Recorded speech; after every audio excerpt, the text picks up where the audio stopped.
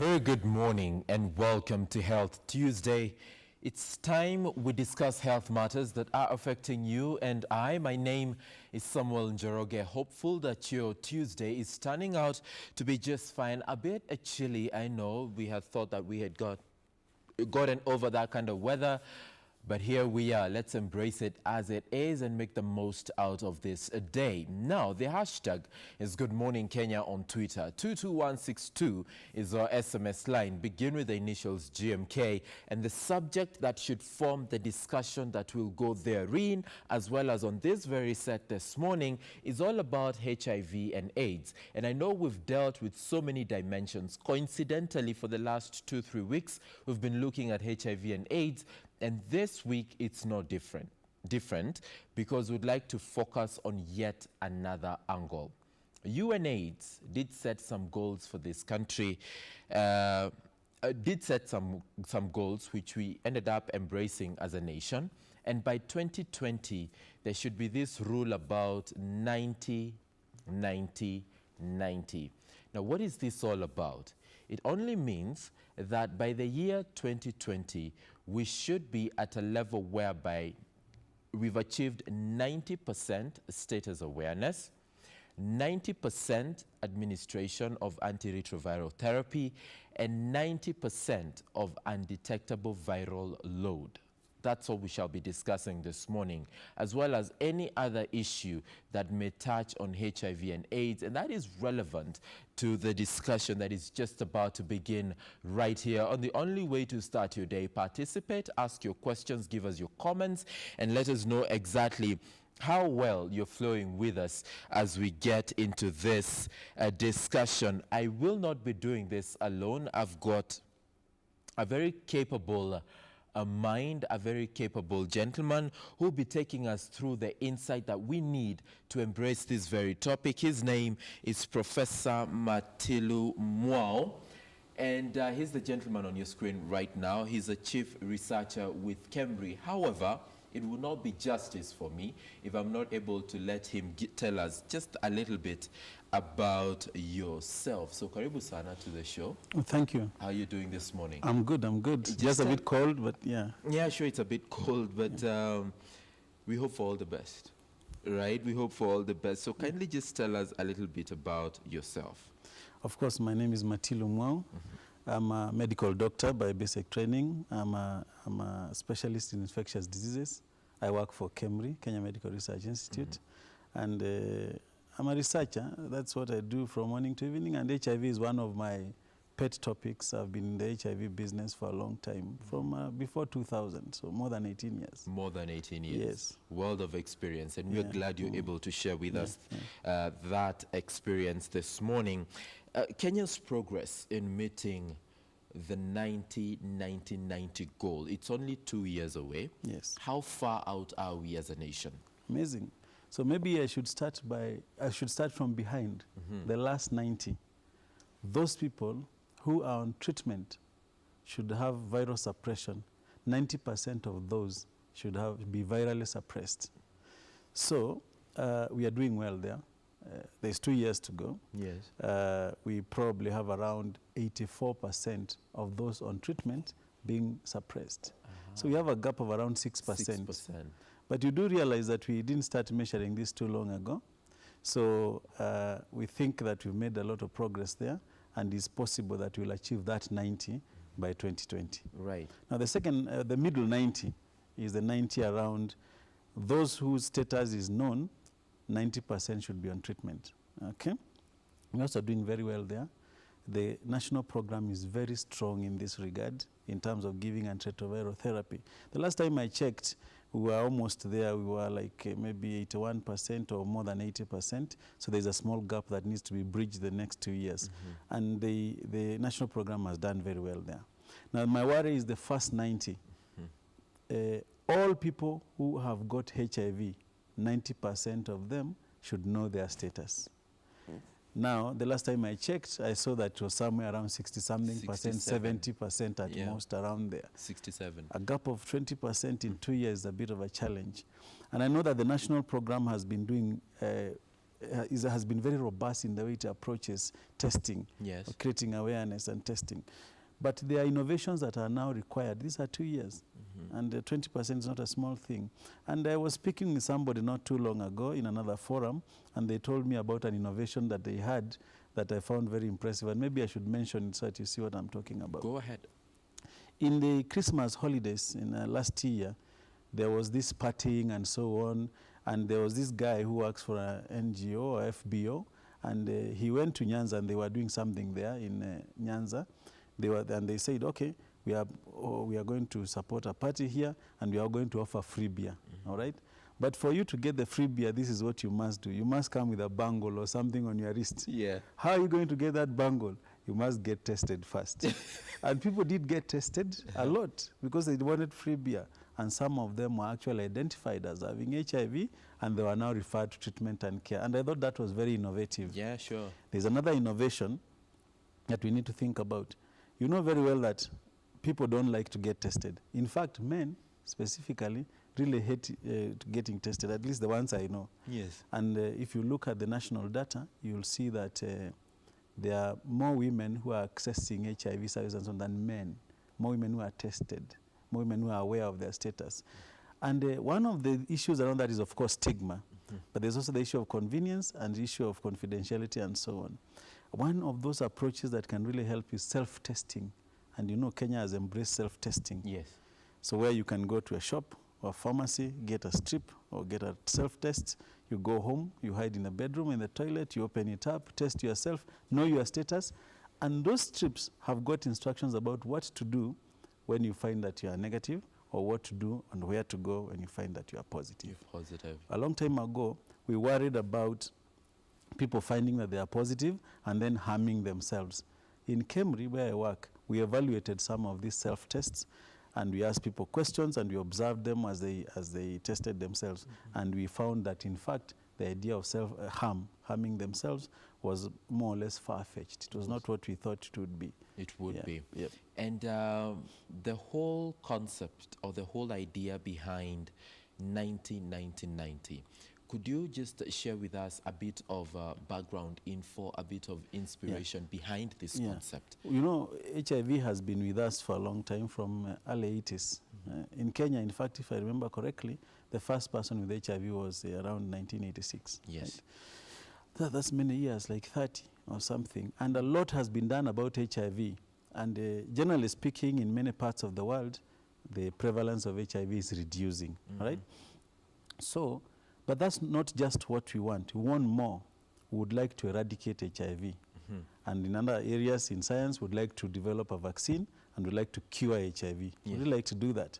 Now, in terms of making HIV not such a big public health problem, the world community sat and discussed, where do we need to be at with regard to testing or awareness, with regard to treatment, and with regard to viral load suppression? Where do we need to be at?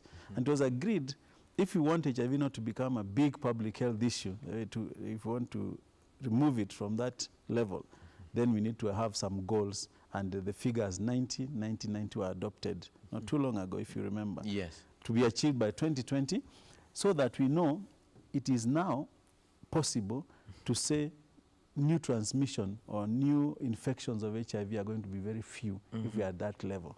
We know, for instance, when somebody is taking antiretroviral therapy and the viral load is suppressed completely to undetectable levels, the ability to transmit to other people who are uninfected is reduced dramatically. Yes. So therefore, new infections are reduced. We know that. We know that HIV causes illness and death if it's not well managed. So we know that if the viral load is suppressed very well, then the person will not get unwell, and they'll not die, and they'll be able to just do their normal thing. So these are things that the community, the world community, has been looking at. These have been embraced in the UNAIDS goals of 90-90-90.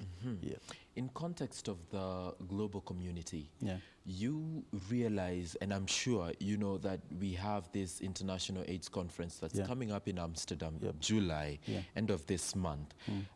In light of that, when you compare Kenya in the context of the rest of the world, How is our progress herein? Yes, I know we've said a little bit of 9% here, 6% there, but in some instances we have quite over a 30% to bridge. That is the first 90. But again, what's our audit in comparison to the rest of the world? Thank you. Thank you for this question. First of all, you do realize the one thing about Kenya. Kenya has a high HIV burden. It's one of those countries where HIV is a big deal, a very big deal. Now, that's the bad part. The good part is the Kenya national program is very well developed and has performed very well, especially for the second and the third 90s. We are ahead of many other countries in this world. The first 90, we need to up our game, so to speak. Yeah. So when we go to Amsterdam, the last week of July, you can be sure the data presented there will show that Kenya is up there. Is one of those countries likely to achieve the 90, 99 before others. So we are not doing so badly. But there are some places where work is required. One, identifying those difficult to find people with regard to whether they're infected or not infected. That gap needs to be identified. Then making those approaches that have been known to work, making them a standard. For instance, self-testing, pre-exposure prophylaxis, yani when people are going to, they know that they might be exposed to HIV, taking prevention before that exposure. Those are things that Kenya needs to scale up in a big way. Yeah. And you said it is important for us to identify the gaps. Yes. Not restricted to only the Ministry of Health, but in a broad sense, each and every stakeholder within the health sector that is involved with HIV and AIDS. What do they need to do? What part do they need to play to ensure that they fill in the gaps once identified? Maybe I'll again start from behind because I'm at the bottom of the chain. Context. I work in the Kenya Medical Research Institute. Yes. And our specialty is research for health, right? And we have the technology required to identify those people who are taking medication and the medication is not working because the viruses have become resistant. There is a small number of those people. It's not so small that we think, but it's important enough for us to be involved in that business. But you recall I've said 84% of the people in Kenya right now who are taking medication have viral load suppression. They are doing fine. They're doing fine. There is a number, 16%, that does not appear to be doing so well. Now that number, some of them are not doing well because they didn't take the medications the way they are supposed to. They did not adhere. But there is a proportion of that adhered, but the medications just didn't work for many reasons, including viral resistance. You know, HIV mutates, and the more it mutates, sometimes the drugs don't work because they can no longer now target the appropriate areas. So for drug resistance, as people in Cambria in the business of identifying those people who have drug resistance so that we can advise the doctor, this drug won't work, this one won't work, but maybe you should try this, this, and that. That one will help increase the number from 84% where drugs are working to more than 90%. Now, I spoke about adherence. Yes. There, NASCOP, the National AIDS and STDs Control Program, and the related organizations, NGOs and FBOs, they know what to do about adherence, how to identify a client who didn't adhere. Maybe they didn't turn up to pick their pills, how to find them, and how to cancel them, and how to improve adherence. And we know that adherence counseling works. Again, that number 84 goes to beyond 90, right? So that's at that level. But let's now come to the middle level in terms of antiretroviral therapy. Yes. We know that there are many drugs, and there are many people on drugs, and many of them are doing very well. Sometimes there are some drugs, because you use them for so long and so on, that are not working as well as they used to at the beginning. It's the same thing for many other aspects of life, right? You can't do the same thing all the time. Over and over again. So now there are new drugs that are coming up, and some are very potent. And in fact, I can tell you without fear of contradiction, there's one drug called dolutegravir, which is now in the Kenyan market and actually is in the public health space. And there are people taking that drug, and for the moment, it works beautifully well. So it's time to think about how to put more people on that kind of drug so that you suppress the virus, okay? Even that one, no matter what you hear, with the time, we'll start getting issues of resistance. But right now, it's working beautifully well. Now, let's come to the first 90. People need to know their status. Yes. Now, that is a job for everybody. Out there, if you do not know your status, you have a problem. You have a serious problem, not just to yourself, but also the people around you that you're interacting with. Of course, we keep saying people also need to change their behavior so that they don't, infect others. But we do know that even when a person has HIV, they don't necessarily need to infect other people, and retroviral therapy works. Yep. We know that, again, to become aware, the national program needs to go out there with the rapid results initiatives. This is 2 years. So you can't just sit and do the thing that you used to and hope that you are going to achieve different results. That gap needs to be closed by, a proactive behavior. Yes. Rapid results initiatives, putting self-testing out there, going into kamukunjis, into barazas and so on, and doing, the thing that they do best, right? And of course, for us, in the lab again, there are some times when we need to test people, not at the reference level, but at the mashinani level. I'll tell you what. One of the groups that is of real interest to us is infants born of mothers who are HIV positive. We call those infants HIV exposed because the mother had HIV when they were in the uterus. Yes. Okay? Being HIV exposed doesn't mean they're infected. A few of them are, but many are not. Those ones who are not infected, we don't want them to become infected. So there are approaches around that, okay? Breast milk exclusively, or exclusive formula and so on. And now, those ones who are infected, we don't want them to fall sick, we don't want them to die, we don't want their viral load to go up. For us to do that, first, we need to identify them very early. In fact, these days, we even have innovative approaches around at-birth testing. When the child is born, it is tested there and then. There and then. All right? If that is not the case, our normal practice is to test them somewhere around 6 weeks. Because at 6 weeks, they go to the hospital because they need vaccination, they need to be seen and so on. That's the standard. All right? But in any case, we would like to test these children before they are 6 months of age. Yeah. And we've been very successful in Kenya. But there's a problem around infant diagnosis. From a reference lab like Emory, where we have a number of labs doing this, we test. The coverage of testing is very high. However, after testing, they just fall through the cracks, many of them. So maybe they end up dying because we know very well without treatment, within 2 years, 50% of those infants will be dead. And where exactly does the gap lie when it comes to infant diagnosis? Yeah, where is the problem? There are two issues. First, there are mothers who are not accessing the diagnosis because they gave birth at home, the health facility is so far, there's that problem. And that problem we can solve by making point-of-care testing available. And I'll tell you later what point-of-care testing is. Yeah. Now, there's another gap. Those guys we've tested, what happens is, let me paint the picture for you. So they come to a health facility someplace 800 kilometers from Nairobi. They go to that health facility. Their blood is taken. If it's an infant, it's from the hill. And it's put on a filter paper, so it's dry, safe, packaged, like just a letter. Then it is kept there for a bit of time. Maybe they're waiting for 2 or 3 other children, so the package becomes substantial. Yeah. Then they give to G4S or another courier company, all right? So then it comes to Nairobi.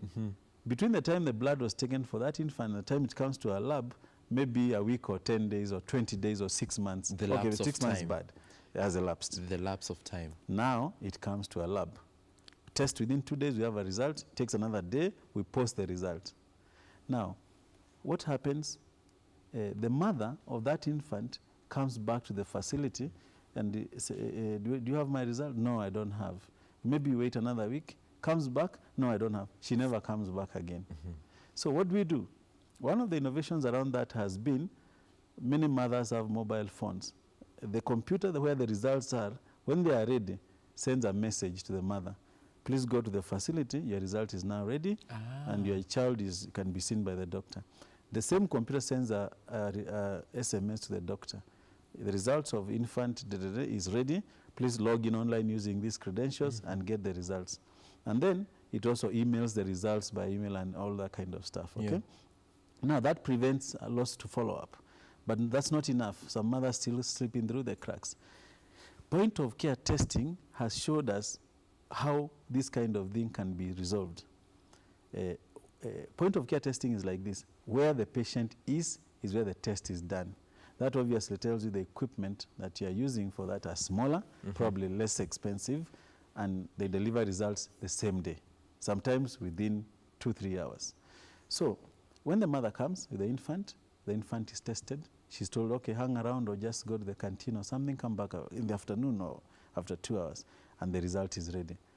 In fact, a very nice study has been done by a group where they can show that the results are available not within 15 days or 30 days, the way sometimes it happens, or 10 days for us, within the same day. And almost every infant, 100% of those infants who have gone through this process have all been put on treatment and care, the way it's supposed to be. So the difficulties around point of care testing are, it is newish, not very new for other countries, but for us it's newish technology. So we are just learning it. In fact, I evaluated some of these technologies in Cambridge and found some were very good, recommended them, and 1 or 2 are in use in this country right now. But they're not very many, they're not everywhere. And yet we know that if they are put everywhere, they could improve that lost follow-up. You know, when you look at the chronology of how this nation has fought HIV and AIDS, and even globally so, there has been that deliberate attempt to reduce the proximity in terms of time and affiliation and make it as personal as possible.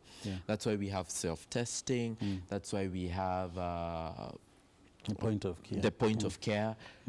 But then again, as personal as it gets, does it work for or against the cause? Owing to the fact that, you know, 10% is what you know. 90% is how you choose to respond and do with that information. Yes. Let me first come to the point where you are now making the decisions yourself. So we have VCT, where you sit with somebody, you talk with somebody, you test it, you understand what's happening, you find the result, things happen for you. And now it comes to a point where you even get rid of that person and you're testing yourself in your own kitchen, quietly. The beauty is that those self-tests, for instance, have got instructions on what to do. And we used to think people will not follow these instructions, or people will even hurt themselves. It is not the case. It is not what we always thought. And how do we know that? We actually brought in the self-tests to Kenya and evaluated them, not just in terms of their performance characteristics, as in accuracy, but also in terms of usability, how people respond to them, their perception, what they'll do next, and so on. And we actually well now educated around what our prejudices, in fact, these are our prejudices were.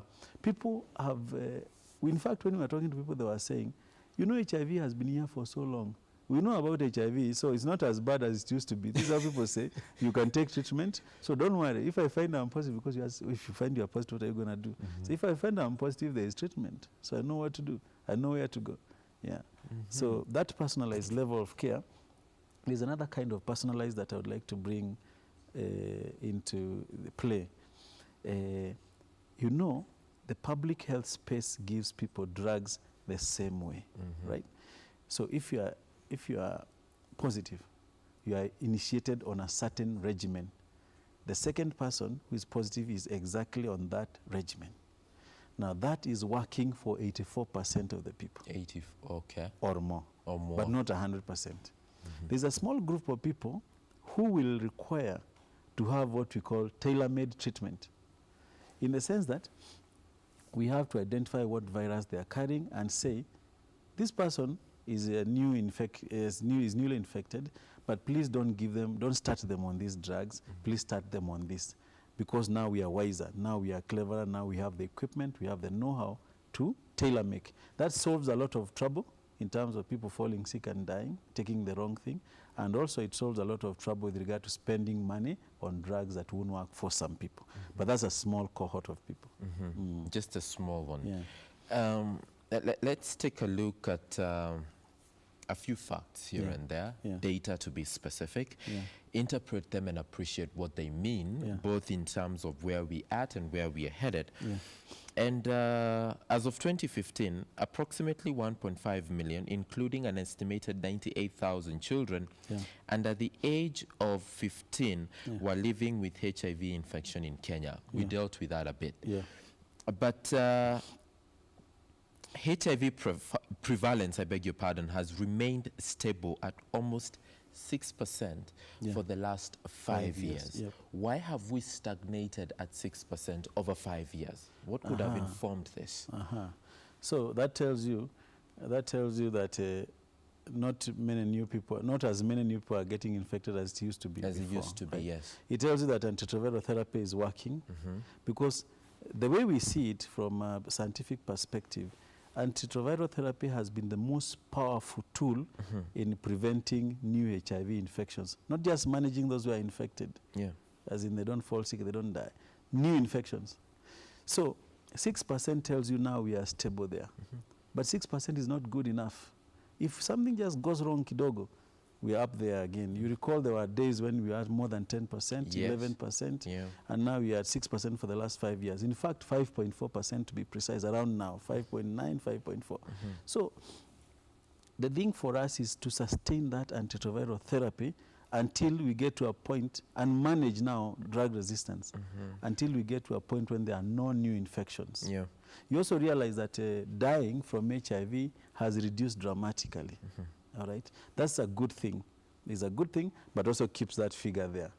Yeah. So, but it's a good thing because when you don't die, you're not sick, you are productive, and this is what Kenya needs. Yep. Right. And at the end of the day, being aware is important. It's all about the first 90, getting out there, knowing your status. Yeah. But beyond knowing your status, there's the aspect of responsibility. Yeah. And having that information, using it to empower the society, to empower yourself, to live a good quality life. Yeah. Is that happening? It's a difficult question. Difficult question because there's something in humans which is called cognitive dissonance. Like now, I'll just give an example that is not HIV related. Yes. It is said, if you drink alcohol and don't drive, you know very well that when you are drunk, you are not in good control of your vehicle. But do you know how many people do that? There is a disconnect between what they know and what they do. And what they do. Even for us in HIV, it's the same. You know very well the next person could have HIV, or if you have HIV, you know you could give it to the next person. But you still go ahead and have like unprotected sex. Yeah. Without being aware of your status, not aware of the other person's status. This is a very difficult human problem to solve. However, we do know that behavior change has had an impact in HIV. Behavior change. I'll tell you some interesting facts out of the data that you may come across. Yeah. Did you know that where commercial sex workers are concerned, so many of them use condoms? In fact, I was laughing this morning thinking that there are more commercial sex workers who use condoms than just the ordinary people. You see what I'm saying? Yeah. So it means that they have internalized that information, they are aware of the situation, and they know what to do. Yeah. And I would wish that this is the same for the population, that everybody is aware of what HIV is and knows what to do and does it. Yeah. To kill that cognitive dissonance. That is where the trouble is. That's where the trouble is. And it's interesting because right now we also have an issue with adolescent infections. In fact, that's pretty much the focus this year around. When you look at how the address or how the efforts have been focused on various groups over the years, what's the trajectory? Where are we headed? First of all, it is clear in my mind that adolescents face significant society pressures. The first one is that adolescents think they are healthy and they think they are supermen. I'm it. I am Superman. This is happening. Yeah, I'm strong. Everything. And in fact, things can affect me, plus even my parents can't tell me a thing. You know, adolescents have that problem, which is adolescence. The second issue they have is that they are under pressure from, especially the female adolescents, they are under pressure from older or richer men, you see, who have, there's a power gradient between the men and the adolescents in one direction. So they are abused, they are misused by older men, and they get infected. And an older man can have more than one adolescent or two or three. I didn't catch them doing it, but this is well known. Okay? Yeah, it's information out there. Yeah, and then for the adolescent males, the boys, quite many of them are under peer pressure, and they're also under pressure of the changing culture. You know, we also come under a lot of influence from images that we see about how other people's lifestyles are out there in the developed world, which are actually false or posers. Those are posers. Those are false images of people. Yes. If you go to some of those people, they're just normal guys sitting in the house doing their normal thing. When they go out there in the streets is when they look different. But adolescents don't understand this. Okay? So they are at risk. Therefore, there must be focused programs around adolescents. So I know we worry about, giving children condoms or giving them health education. Yeah. You know what the fact of the matter is? Adolescents die of HIV. So you have a choice to let them die or do something about it. Simple. Nice way of looking at it. Especially that last line is a punchline. Either watch them die Or do or something we do about it. something about it. Still on data and appreciation of the same. I came across this statement that Kenya is among 4 countries with the highest HIV disease burden in Africa. Yep. 4th. Who are the other 3? No, Kenya is amongst 4 that have roughly the same, like Uganda. And so on, yeah. But there are some countries that are worse. So there are, I think, 4 countries that are worse than Kenya. So Kenya is amongst Uganda, I think Mozambique and one other. But there are others who are worse, like Swaziland down there, South Africa. South Africa that's too. worse. So Kenya is probably number 5 or 6 around there. Okay? So the prevalence in Southern Africa, Zimbabwe, South Africa, Swaziland, Botswana is high. Is high enough for you to go to the street and start thinking, like when you're in Southern Africa, of course you think and say, so are you telling me 1/3 of these guys or 1/4 of them are HIV infected, you see? Now in Kenya, the percentages are roughly around 5.9%, okay?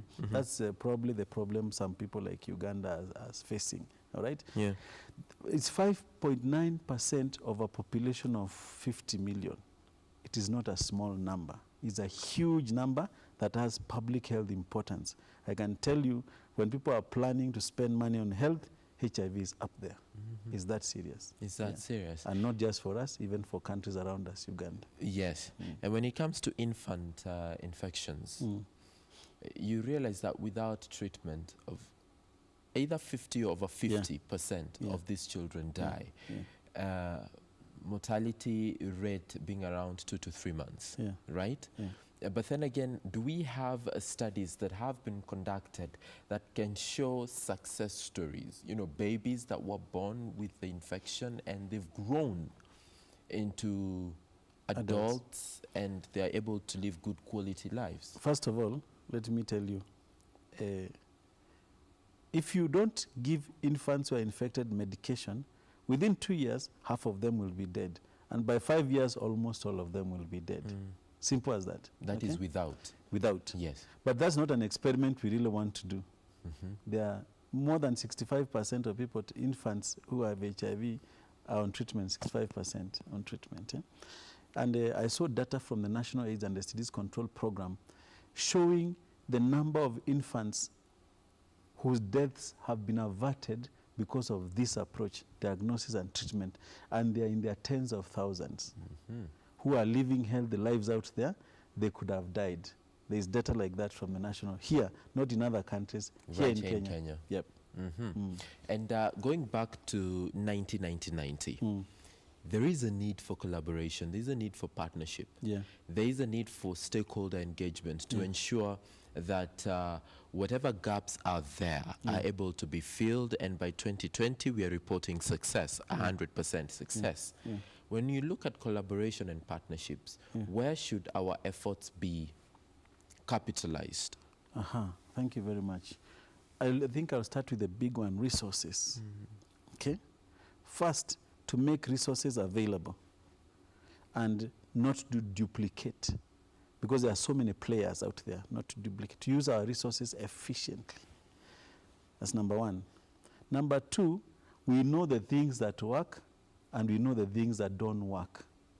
I think when partners sit in groups on the table, like in technical working groups and so on, it needs to be very clear in everybody's mind, these are things that work and these are things that don't work. And we need to really focus on the things that work. For instance, we need to really focus on things like pre-exposure prophylaxis, like antiretroviral therapy, like testing and treatment, to bringing people into care and treatment. We need to focus on those sorts of things. The amount of money available for HIV-related work in Kenya in any 1 year is a budget, I suspect, of a small country. All right? So we know that resources generally are not a challenge in terms of amount. They are a challenge in terms of how we use them. Stakeholders and partners need to sit together and agree. This is what works, this is what doesn't work, this is how we should use our resources. So at the end of the day, it's resource allocation. Yeah. And innovations, because technology is key. Yes. And in the course of this discussion, we've been mentioning a few. Yeah. But then again, in terms of emerging trends, technology, and innovation, Yeah.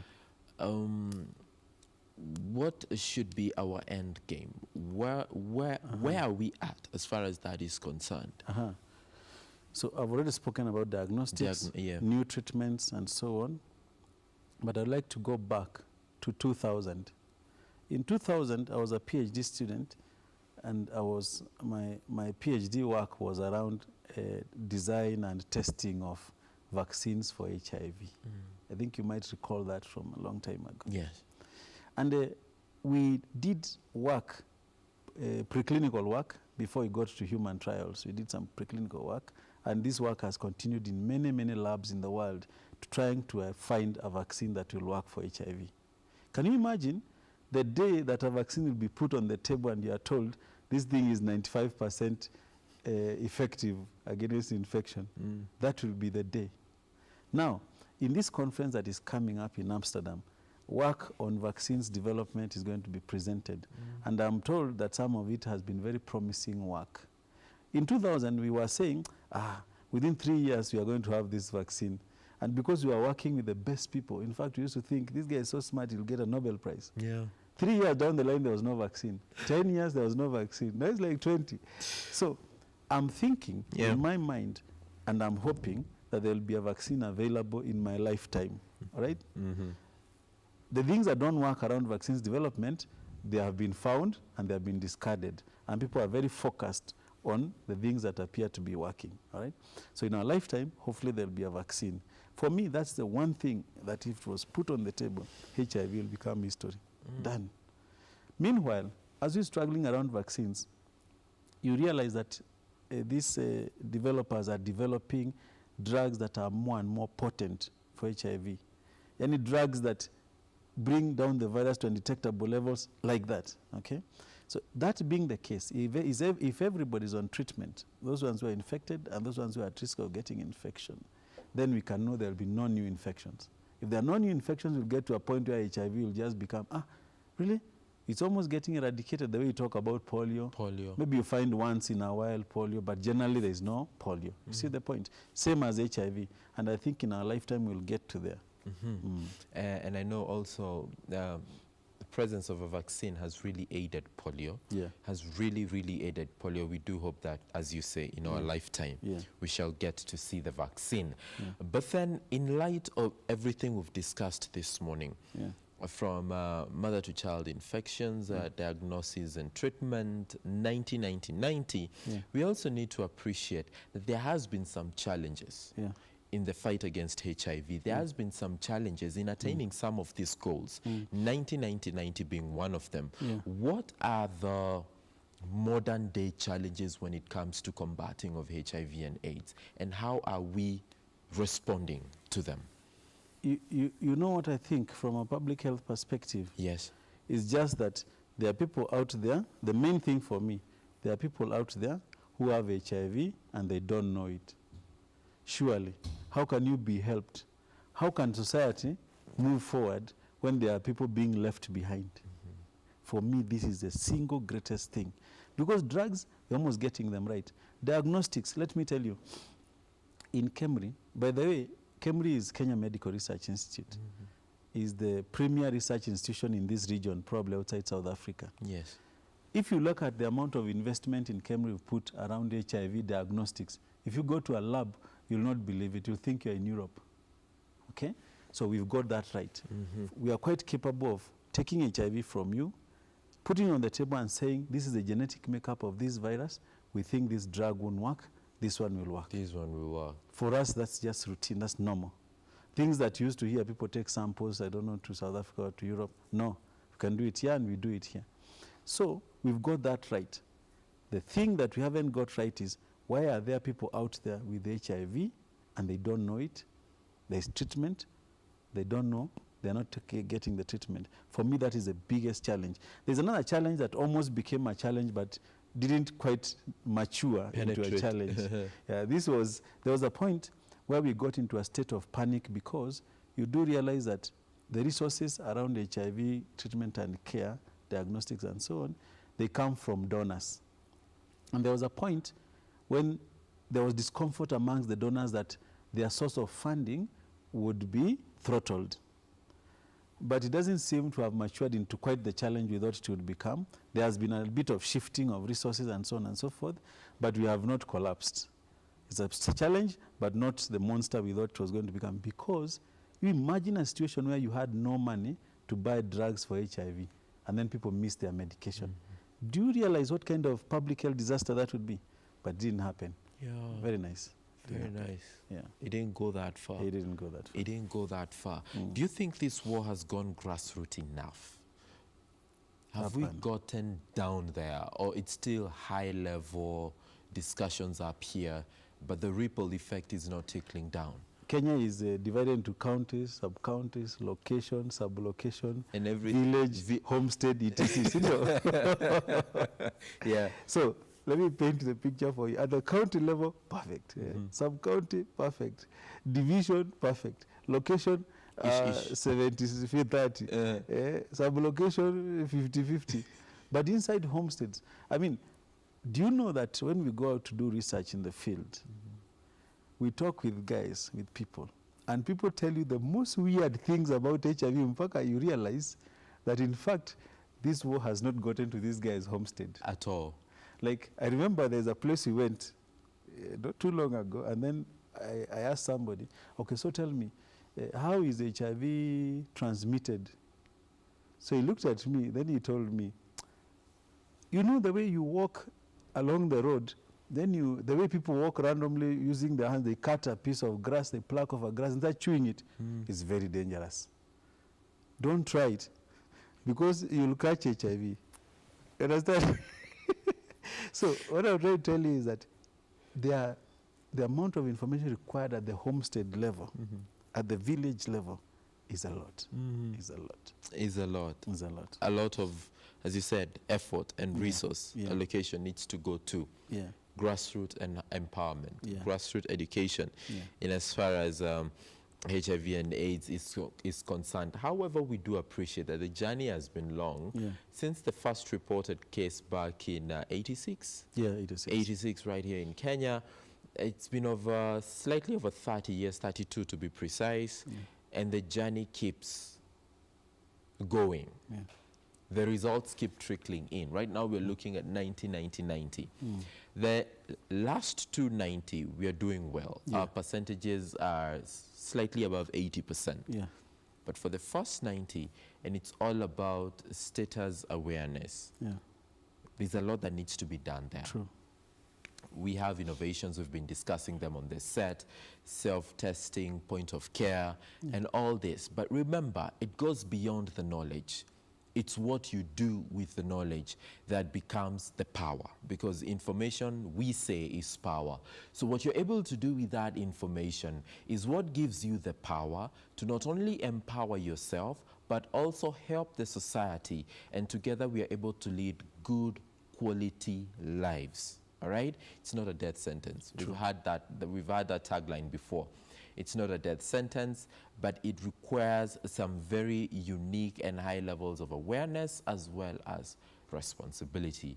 How prepared are you? How prepared am I when it comes to achievement of these goals and moving together as a nation? Thank you so much. Thank you, Professor Makau. It has been a pleasure. Thank you. I look forward to engaging you more and more and more on this very topic. Thank you. You will be headed to Amsterdam later this month. Yes, I'm going to Amsterdam. You will be going to Amsterdam. All the best. Thank you. Represent Team Kenya well.